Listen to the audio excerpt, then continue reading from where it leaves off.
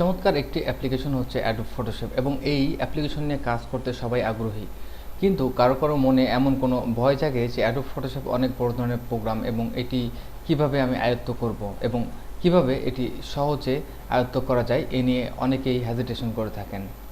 চলুন তাহলে অ্যাডোব ফটোশপের মূল স্ট্রাকচার এবং ইউজার ইন্টারফেস নিয়ে আলোচনা করা যাক। অ্যাডোব ফটোশপ একটি জনপ্রিয় গ্রাফিক্স ডিজাইনিং অথবা ইমেজ এডিটিং অ্যাপ্লিকেশন বলতে পারেন রাস্টার বেস। যদি রাস্টার বেস বলে থাকি তাহলে আরেকটি অংশ হচ্ছে গ্রাফিক্স ডিজাইনের, যেটি হচ্ছে ভেক্টর বেস। তো ভেক্টর বেস হচ্ছে অ্যাডোব ইলাস্ট্রেটর অথবা কোরেল ড্র দিয়ে যে ভেক্টর আর্টওয়ার্কের কাজ করা হয়, যেটি ম্যাথমেটিক্যালি গ্রাফিক্স ডিজাইন বলে এবং সেটি নন ডিস্ট্রাকটিভ বলতে পারি। যেখানে আমরা যত বেশি রেজুলেশনে জুম করে দেখি না কেন সেটি নন ডিস্ট্রাকটিভ হিসেবে কোনো কোয়ালিটি লেস হবে না, এমন কোনো গ্রাফিক্সকে আমরা ভেক্টর গ্রাফিক্স বলতে পারি। রাস্টার বলতে আমরা ফাইলে যে নতুন একটি ডকুমেন্ট তৈরি করি, ডকুমেন্টের ডাইমেনশন আমরা ওয়েব সিলেক্ট করি 800x600। এটি জাস্ট পরীক্ষামূলকভাবে দেখব। আমরা যদি এখানে একটি টেক্সট অথবা অবজেক্ট বক্স যে কোনো কিছু অঙ্কন করি এবং সেটি যে কোনো একটি কালার এখান থেকে নির্বাচন করে দিতে পারি এবং আপনি এটিকে অনেক বেশি জুম করার ফলে আপনি দেখতে পাচ্ছেন যে এখানে আপনি একটি ডট ডট দেখতে পাচ্ছেন এবং এই ডট ডটগুলো দিয়ে যে পিক্সেল বেস আমাদের যে ডকুমেন্টটি তৈরি হচ্ছে এটি হচ্ছে আমাদের রাস্টার ইমেজ বা রাস্টার গ্রাফিক্স।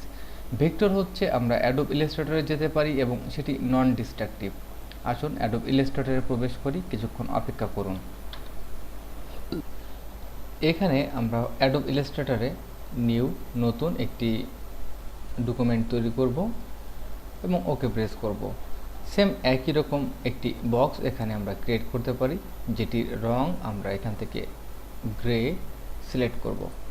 দেখুন অ্যাডোব ফটোশপের ক্ষেত্রে আমরা যখন এটিকে জুম করেছিলাম তখন এটি কিন্তু ডট ডট এসে রেজুলেশনটি নষ্ট হয়ে যেতে পারে এবং ঠিক একই বক্স যদি আমরা অ্যাডোব ইলাস্ট্রেটরে জুম করতে থাকি, আপনি যতই জুম করেন এটির কোনো কোয়ালিটি নষ্ট হবে না, কারণ এটি ম্যাথমেটিক্যালি তৈরি হয় এমন একটি গ্রাফিক্স যেটির কোণ বিশিষ্ট এবং এখানে আপনি দেখতে পাচ্ছেন পয়েন্ট, এই পয়েন্টের সমন্বয়ে ক্যালকুলেশন করা রয়েছে এবং ফিল কালার স্ট্রোক কালার দিয়ে এটি সম্পূর্ণ একটি ভেক্টর গ্রাফিক্স হিসেবে বিবেচিত। তো এটি আমাদের ভেক্টর গ্রাফিক্স বলতে পারি। ঠিক একই নিয়মে আসুন আমরা এখানে একটি টেক্সট টাইপ করি। বিশেষ করে টেক্সট অ্যাডোব ফটোশপের ক্ষেত্রেও নন ডিস্ট্রাকটিভ বা সেখানে কোনো কোয়ালিটি নষ্ট হয় না, এক্স্যাক্ট পিক্সেলে থাকতে হবে, আমরা অতিরিক্ত জুম করতে পারবো না। এখানে আমরা টাইপ করি আইটি নেক্সট এবং এই আইটি নেক্সটকে আমরা যদি খুব বড় করে জুম করি তাহলে দেখতে পাচ্ছি যে আমাদের কোয়ালিটি এখানে লেস হচ্ছে না।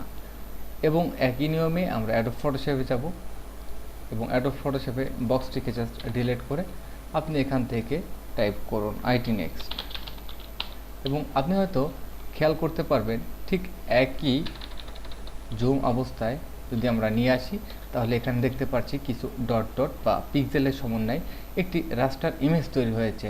যখন আপনি এটিকে এক্সপোর্ট করবেন তখন আপনি সেভ অ্যাজ দিয়ে যেতে পারেন এবং এটি একটি জেপিজি ফরম্যাটে আপনি সেভ করতে পারেন। তো আপনি সেভ অ্যাজ অপশনে গিয়ে এটি একটি জেপিজি করলেন, তখন এটি একটি ফিক্সড ইমেজ হিসেবে বিবেচিত হবে।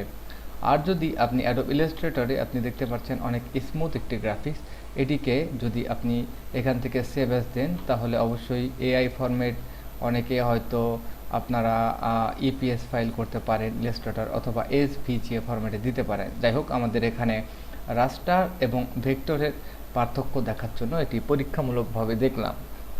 পরবর্তী লেসনগুলোতে অবশ্যই আমরা অ্যাডভান্স আলোচনা করব এই বিষয়ে। তবে আমাদের ফান্ডামেন্টাল বিষয় হচ্ছে অ্যাডোব ফটোশপ সুন্দরভাবে জানা, এবং যদি অ্যাডোব ফটোশপ আপনার জানতে হয় তাহলে অবশ্যই জানতে হবে যে কোনটা ভেক্টর এবং কোনটা রাস্টার।